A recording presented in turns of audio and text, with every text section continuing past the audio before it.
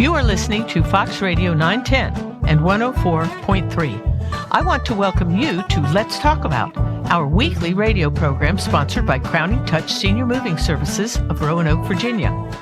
My name is Linda Balentine, the president of Crowning Touch and your host for this series. I interview local characters, service providers, politicians, teachers, entrepreneurs, and business professionals, and each one is dedicated to improving life in our valley. Every person has an interesting perspective to share from all walks of life. So, let's begin today's interview.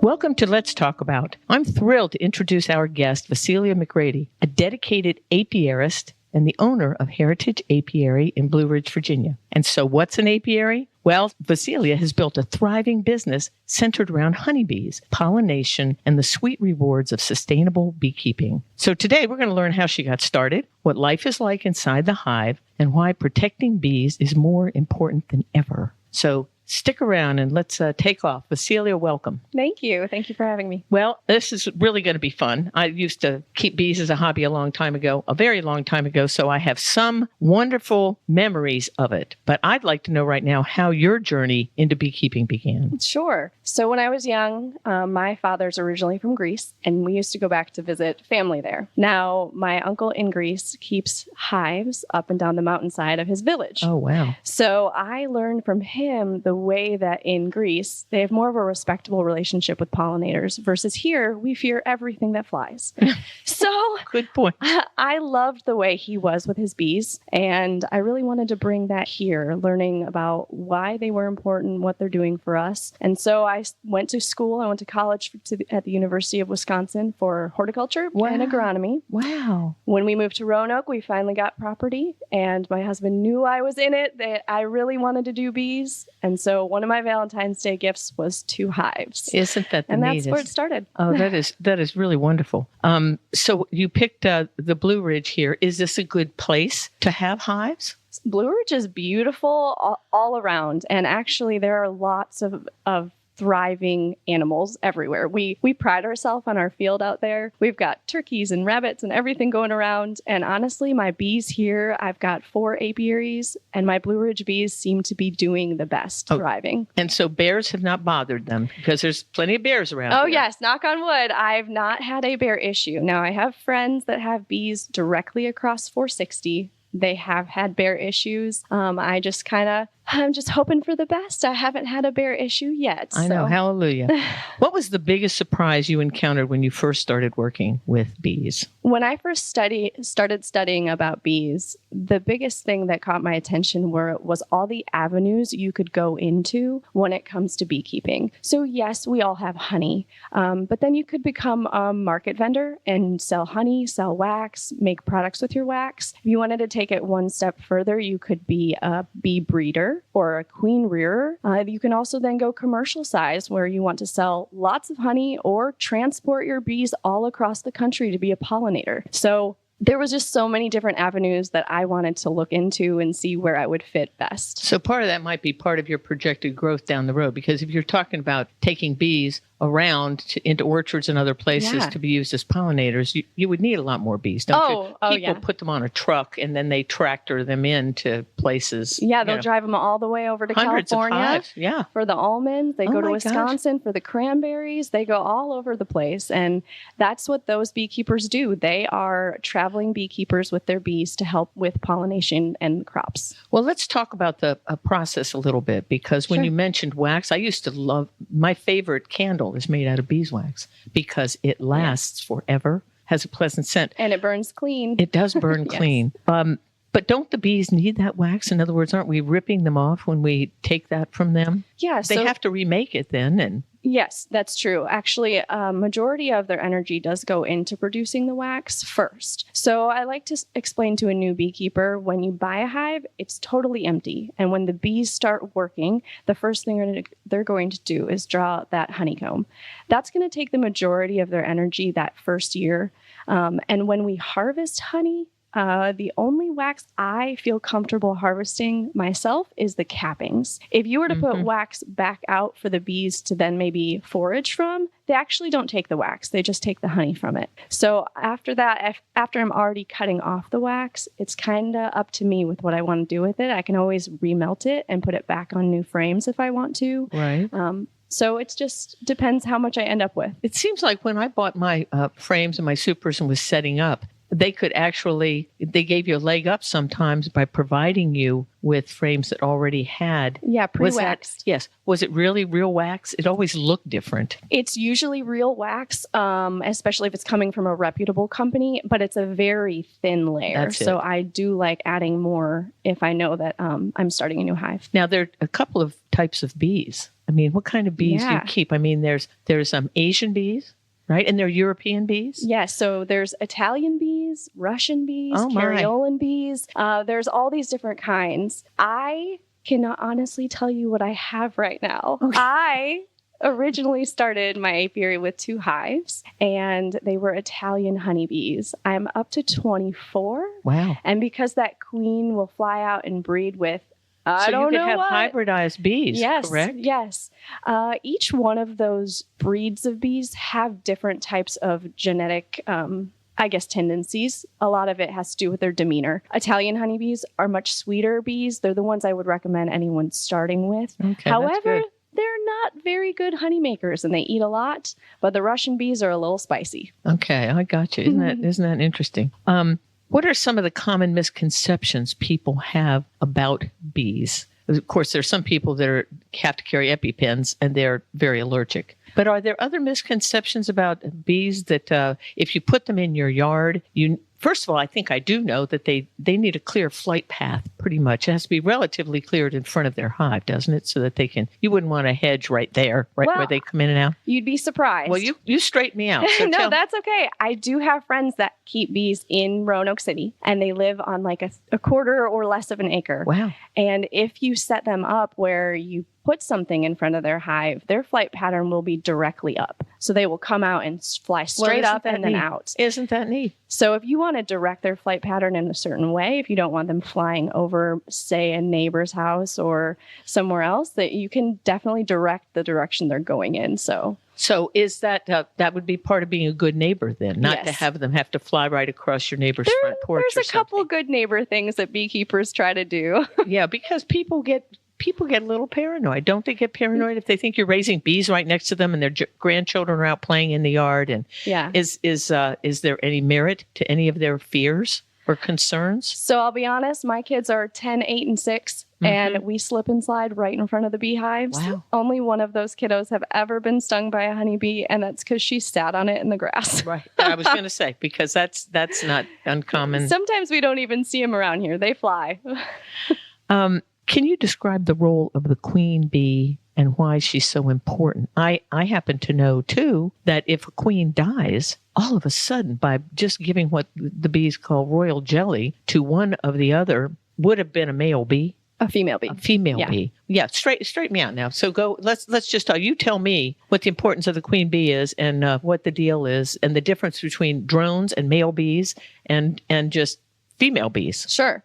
So in a hive, the 3 castes that are going to be in there are the queen, the female worker bees, and the male drone bee. So the queen bee is going to be the one who's fertile. She goes on a mating flight, and she's the only one that is laying fertile eggs, which fertile eggs are female eggs. And that's going to keep the hive going. Okay. Now, if something happens to the queen, those female worker bees will take the last egg that she lays, or a couple of them, feed them something called royal jelly, and it just creates the next to be queen. Where does the royal jelly come from? It's a secretion that the bees actually create specifically for that queen. I think that's one of the most amazing details of how they can reorient that. Yes. And turn it into a queen. Now, would you ever have 2 queens hatch then? Yes. So every female worker bee had the opportunity to become a queen, but it had to have started as an egg. So when they do lose their queen, they will give royal jelly to multiple female eggs, just in case one might not be viable, one may get damaged, that kind of thing. Sort of like IVF. Yeah, so there's always an option or a possibility that one might not make it. But multiples can hatch at the same time, and queen bees do have stingers. Then they duel to the death if they both come out at the same time. Wow. Now, is a drone the same as a male? I thought that was Yes. okay. The drone is the male bee, which only has one job, and that is to mate. When he mates, he actually loses his instrument from mating, and he actually dies mid-flight. So if there are any drones in the hive, it means they've not accomplished their task, and they will actually get kicked out and end of summer, beginning of fall, because they don't do anything else. So most of the bees we see entering and exiting a hive and flying about are female All female. bees. They're all female bees, and their job is to go out and gather up. When I talk to kiddos, the way I get on their level is to say, when you see a bee, do me a favor and give her a name. Remember, she's a little girl just doing her job, and she just wants to go home. Isn't that the neatest? That brings me right to the issue of how much you do. You have a huge reach out into the community in a variety of ways. Tell me about that, because you've got a heart for educating and informing, especially kids, but you speak in front of a whole bunch of different groups and give your time. Tell me about that. Right. I think there's just a lot of misunderstanding around bees. And again, with becoming a beekeeper, you have to pick your avenue. So when I decided to start educating, it began with friends saying, well, if your daughter can go into the hives, can my daughter come into the hives too? Absolutely. So it all started very small. And then I got invited to a preschool one time to talk to the kiddos about bees. And it's just kind of been growing. But being able to get in front of groups, especially younger kids, anyone that I can be able to think different about the bees and how important they are to us. It's really grown, and I've done schools and libraries, community centers. I've been to retirement communities. Some of those are the funnest ones. I bet they are. They just want to learn, and I think it's great. And if I can just connect on any level, that's my goal. Alrighty, and then what can ordinary people do then to support? You're trying to encourage. Part of what you're doing is to just inform everybody and spread the information about bees. So what can ordinary people do to support pollinators in their own backyards? Become a bee ambassador is what I ask. Which is what? Plant pollinator-friendly flowers or trees in your yard. One thing right now, especially when it's not raining, is putting water out for your bees. Bees need water just like every other animal, and right now it's really hard to get it if we're any kind of drought that we're having. So if you have a bowl or a bird bath you put out there, just make sure there's always water out there. If you're worried about mosquito larvae at all, if you add a little bit of salt, the bees love it because they actually need that mineral, and it keeps the mosquito larvae gone. Isn't that something? Will a bee go to moving water? In other words, we have a stream in my backyard. Will a bee go to the edge of the moving water where it's just pulled up? Yes, as long as they can land safely to drink from it, they'll go to running, they'll go to still.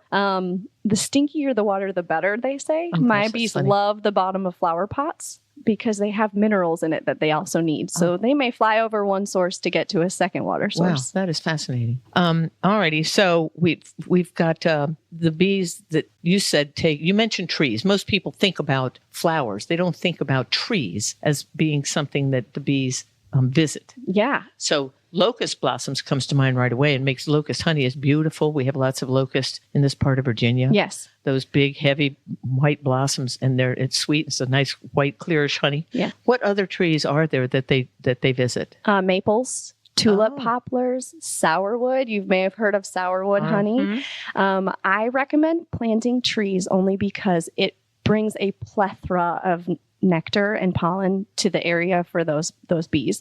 So flowers are great to plant in a smaller area, but they don't produce much nectar for the bees. Okay. So those trees will give a much larger amount of nectar and food for those bees that are in the area. So when I see bumblebees in things like my magnolia blossoms or my wisteria, seems to attract bumblebees, but not the honey. What do you know about that? What would the distinction be? Why bumblebees and not honeybees? Yeah. So what's fun about flowers is evolutionarily, they have changed to the pollinator they prefer. And so they will change to what pollinator is doing best for them when it comes to them reproducing, whether it's their color or their shape.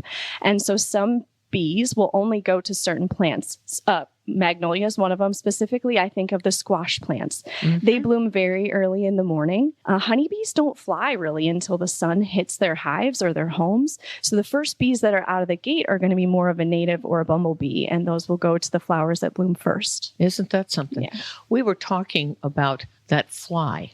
The name of the fly is the lantern fly? Spotted lantern fly. Spotted lantern fly, which is creating real havoc for beekeepers because tell me about there's part of the natural process of gathering nectar. Yes. And the bees then come across this problem that then they launch into their own hives. Explain the whole lanternfly curse that is on us. The spotted lanternfly is an invasive species, and it's actually traveling faster than it would just by flight because they're attaching to the rail cars coming from the north.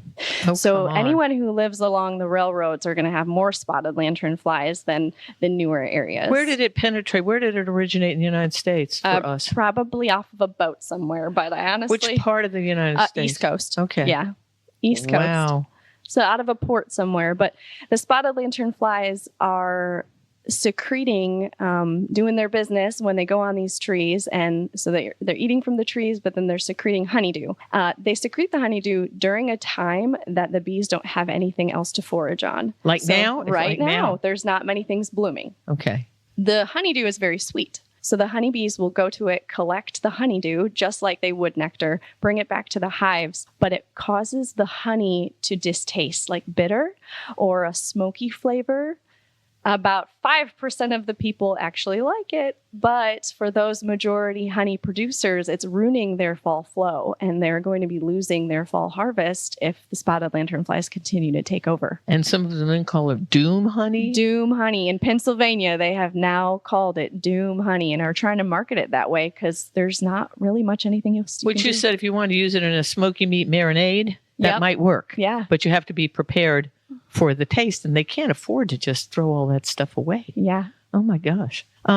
Is there a climate change effect? It is getting warmer, whatever you want to attribute that to. But does that affect their season? It seems to make it longer. It seems we extended a few weeks at either end of our spring and fall calendar. Yeah, absolutely. So what does that do? Does that stress the bees or give them more opportunity, or what's going on there? So giving them a longer season would be fine if they had resources to maintain the hive. Mm-hmm. So that's the problem that would be indirect to that. This past year, our first swarm season for honeybees is normally between March to June. We had our first swarm February 28th. Oh, and that means they were rearing up to swarm early February, around the 10th. Is that because they got so crowded in there? Is that what the deal is, or what? When they swarm, it's just a healthy hive ready to reproduce. Wow. But the fact that they did it so early when there were no resources around that we could see, we don't know why they are ready to go. The temperature has to do with it. The amount of sunlight has to do with it, and resources coming into the hive. So did you try and catch them? Did you catch them, or did they take off and disappear? This past year, I think I caught 6 swarms myself. Oh my gosh. But I got calls for over 40 swarms and multiple cutouts throughout the year. Unfortunately, I'm only one person. So I do have the Roanoke Valley beekeepers in my back pocket that I can give a call to one of any of them and just send them on their way. Help me out here. Help me out here. So now, what happens if we have the reverse? What if you had a drought? Whether you have, they don't like to travel in the rain. Is that correct? Correct. They don't. So if you have a lot of rain, and we've had a lot of rain, does that mean that maybe, do you have to feed them in the wintertime? Yeah. Actually, yes. Okay. How do you know that you have to feed them? So first, the rain that we had in the spring was pretty detrimental to a lot of people's hives because what the rain may look to us is great. That means there's going to be a lot of nectar. But what it did was wash away all the pollen. Oh my gosh. So the pollen is the bee's protein source, and they definitely need that to continue the hive and make more baby bees. So with that rain, that really did damage what was going on in the springtime, and it made for a wonky season for a lot of beekeepers. But with the season being extended in the fall time, if the season's too long and they run out of resources, we need to make sure that those bees have 60 pounds of honey to survive a Virginia winter. We do this by either visual inspection, or I actually like to weigh my hives and see how much they actually weigh right about September, October. If I feel like they're on the light side, we feed them synthetic nectar, which is sugar water, just straight sugar water. And that sustains them? It sounds so worthless. Correct. It's like asking you and I to live off rice cakes all summer. Or all winter. Okay, yeah. Well, gee whiz. So it's not their favorite, and it's not necessarily good for them. Yeah. It will make them But they can through. survive. Yeah. They can survive. Yeah, but it's not what they want. Wow. And that all has to be calculated in your ability to provide care and be there. When you say you have to feed them and look over them, do you have to give them any other protection from really super low temperatures? Do you have to build a shield or anything for them at all? So the two things that bees usually die from in the wintertime that is something that I can help with would be food or moisture. Any kind of moisture inside the hive is not necessarily, there's always going to be some because bees breathe. So they're going to be exuding that air. But too much moisture causes water to drip from the top of the hives, and a wet bee is a dead bee. Wow. So you don't want it to get too wet inside. And we do this by adding quilt boxes on top or keeping the ventilation right. If things get too tight in there, it's actually not good. So you do want to leave the hives a little open in the winter to let that evaporate. And by open, do you mean you actually cock that lid on the top or something? Make sure that the bottom is open if there's anything that might be blocking the area where they are normally flying in and out. But then on the top, there is a notch that we do keep open to let that evaporate. All right. You mentioned the pollen. Yeah. And I know that bee pollen is another product like wax, like honey. And so then the question is, how do they collect that? Do they grab it off the bees' legs when they're going into the hive? How do you collect bee pollen? They're walking in, they're loaded because you can buy it. Yeah. And it's little granules. Yes. So how do they get that? So those bees have little pockets on their legs. Right. And they carry that pollen back. And then if you're someone who wants to collect bee pollen to sell, there's pollen catchers where the bees have to walk through it and actually wipes across their leg, pulling that pollen out, and then it drops into a little basket. All right. And you want to make sure that you've got a lot of bees and that you're leaving them a lot of that pollen, correct? Yeah, I personally don't collect pollen. I Right. think it's pretty necessary right now. Yeah. Yeah, I guess so. What is the difference between raw honey and the kind we see in grocery stores? And also you might address this whole organic labeling business of honey. Yeah. If you are looking for 100% pure honey, you're going to want to get it straight from a beekeeper. The stuff you see in stores can vary, and I can't count for all the stores, but if it's on a shelf, it has maybe been heated or treated to be shelf stabilized. Right. And with raw honey, you don't want to heat it to anything above 90, 100 degrees because it kills all that good enzyme inside of there. Yeah, all that good stuff that we want from the honey. But because in big box stores, they need things to be shelf stable, they're required to do a canning type thing where they're killing the inside of the honey, the good stuff. So you don't want to buy anything that's heated. And then the other thing is the organic label. In the United States, there's no such thing as organic honey.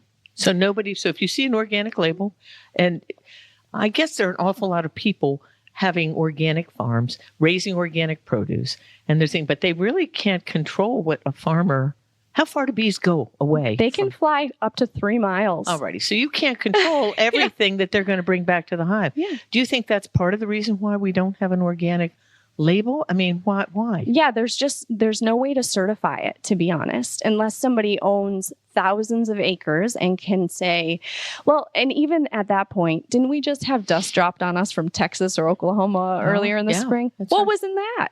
That's right. So yeah, there's the only type of honey that you're going to see on the store that has the USDA organic label is from honey not from the United States that has a third country which has reciprocity to bring their organic honey label over. Alrighty. So it's not from here. Well, maybe this is the time to talk about who is the largest global honey producer, and that is China.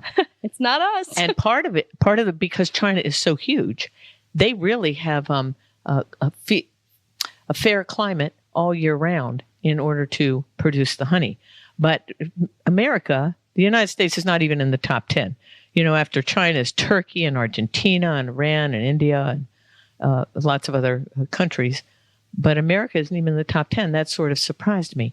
And I would think that because we want to be so agrarian and try and focus back on what it takes to not only support the United States, but be able to send food abroad and be of real wealth to the rest of the world, that bees would be more important than they are and that we would be producing more. But maybe we are, and we just aren't exporting it to anywhere.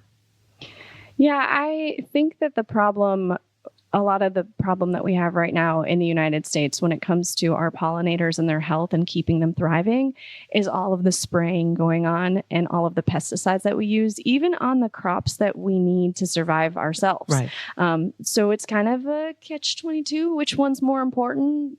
bees or our food, and who gets to decide that and who's regulating it. Well, what pollinates besides bees? Butterflies? Bats? Moths, flies. Moths and flies. Yes. I forgot about them. Well, I'll be. There was a pollinator promenade this week, which helps educate people. Yes. It was hosted by the Clean Valley Council, and they took people on a tour of our Mountain View Community Garden, and the idea was to engage the community into supporting pollinator habitats. So it was it's a big deal. What are some of the biggest challenges that you've faced as a beekeeper that you can think of? It's a tricky question. I think that mainly the pests and diseases that I had to learn about. Yeah. When I first got into beekeeping, I thought it'd just be easy. Backyard beekeeping. This is going to be exciting. A fun hobby.